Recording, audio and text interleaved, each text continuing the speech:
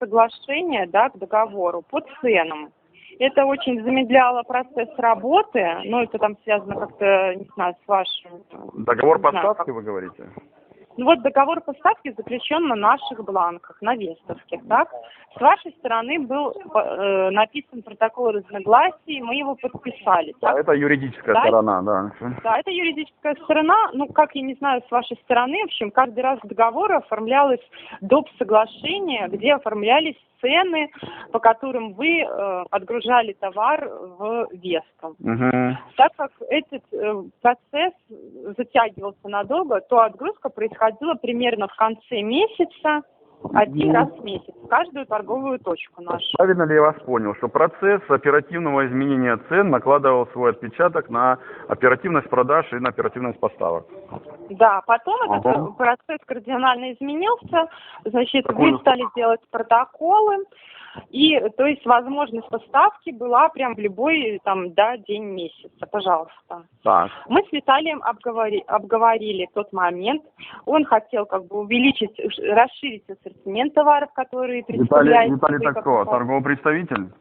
Да, торговый представитель приходил ко мне на беседу. Он хотел расширить ассортимент. Я ему говорю: Виталий, прежде чем расширять ассортимент, давайте мы с вами попробуем ритмичность поставки, как бы сделать немножко почаще поставки, и вы увидите, что продажи увеличатся сами собой, даже если ассортимент строг, скажем так. Я с вами полностью согласен. Вот, значит, поставки у нас примерно теперь стали 2 раза в месяц в крупные магазины. Хорошо, допустим. Но вот некоторые магазины, например, им нужна оперативная заявка. Там звонят мне, просят. До Виталия не допроситься, чтобы он поехал там в магазин, понимаете? Любовь Владимировна, давайте я вас на этом месте прерву, значит, чтобы мы как бы сразу уже расставили точки над «и». Экспромтом заявки мы делать не будем, потому что это наша затратная часть. Вы сами понимаете, внутренняя логистика – самое затратное звено. Но, я понимаю, что да, но как есть все работают в сетях? Совершенно верно. Как и со всеми сетями работают. Мы прописываем маршруты и дни поставок. И рассчитываем товарный запас от Для этого я с Виталием просила, говорю, может, вам как-то следует пересмотреть свои маршруты чаще. Виталий расстрелян за это. Раз. Во-вторых, Виталий – это простой торговый представитель, и уровень его умственного развития, я думаю, не позволяет работать с такими ключевыми игроками, как вы. Поэтому я бы что сделал на месте местных там руководителей? Поехал бы сам лично, супервайзер должен бы приехать, а не торгового посылать. Понимаете? Это опять наша недоработка, и я как бы полностью вину в этом отношении беру на себя. Во-вторых, вы не решаете вопросы с браками. По крайней мере, решаете их очень долго. С браком сложный вопрос. Я в России никакого брака не брал, потому что если брак принят на рампе, однозначно товар не принимается. Если брак создан в магазине, это вина самого магазина. За счет маржинального дохода магазин может покрывать все эти затраты. Вы знаете, мы с нашими поставщиками как-то находим общий язык. Не всегда есть возможности, например, распаковать все упаковки при приемке и прям там каждую единицу обсмотреть ее и увидеть. У нас очень хорошая логистика, и еще не было претензий по поводу принимаемого. Может быть, единичный случай, там один. Да, я не говорю, что это прям сплошь и рядом. Это единичные случаи, но они тоже получаются. Я понял, Любовь Владимировна, да, посмотрите. Дело в том, что если в магазине нерадивый грузчик или нерадивая продавщица села на наш товар и помяла упаковки, или он переехал наш товар каром. Вы издеваетесь. Если бы это было так на самом деле, никто бы к вам никаких претензий не предъявлял. А что такое там брак? есть производственные браки. Какие, например? Если например, последний, там была порванная, как вам сказать, запайка упаковки памперсов, было видно, что она пережжена на производстве, это не наш. Он был внутри упаковки целлофановой, его открыли целлофановую упаковку и достали упаковку памперсов, пережженной этим швом. Где была... в этом отношении вопрос будет решаться, я думаю. Если это очевидно, что это внутренний брак на заводе производителя... Просто его обнаружили прям не в момент приемки, а после того, как его отнесли там помещение в склад, понимаете? Когда стали открывать верхнюю упаковку. Такое. Да, это частный случай, я с вами согласен. Я, может, неправильно понял. Во-вторых, самая основная наша главная проблема в том, что товар ввозится не по заявке. Ассортимент расширяется самовольно, значит, заказанные позиции по количеству увеличиваются. Не все. Но некоторые, понимаете, незаметно вот так пропихиваются. Все на то сходит, что как бы мы доказать не можем, потому что все в электронном виде делаются заявки, все вносится в компьютер. Вообще у нас такая система, что, значит, торговый агент, когда делает заявки по точкам нашим торговым, когда он заявочки собрал, он приходит согласовывать их сюда в торг, в торговый отдел. И только после этого осуществляется отгрузка.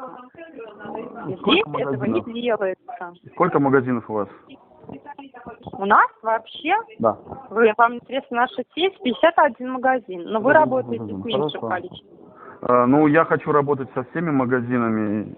Но у нас не все магазины продают промтовары, у нас все-таки продовольственная сеть. Я вас уверяю, что все ваши магазины могут продавать наши категории, за исключением порошков. В России форматы ваших магазинов давно уже 30% отдали под промгруппу. Просто рынок Белоруссии достаточно отсталый и находится в зачаточном состоянии. И вы еще до этого дойдете. Но вы понимаете, что у нас еще политика государства в сторону белорусского товара. Да, за белорусского производителя никто не говорит, и от меня вы не слышали, что не торгуйте белорусским.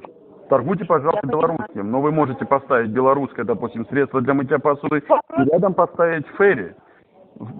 Я понимаю, вопрос о поставке товаров решаю не только я, а еще у меня есть начальник и директор. Он занимается политикой. Он решает, что будет продаваться в магазинах УАО «Веста», поймите. Любовь Владимировна, я понимаю даже больше, чем вы подозреваете.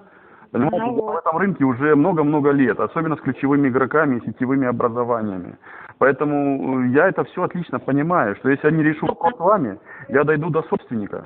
Потому что это его маржинальный доход, это его net profit, это его капитал в конце концов. А все мы как бы нанятые менеджеры. И если менеджер не хочет делать профицитную сеть, ну тогда есть один вариант — идти к царю.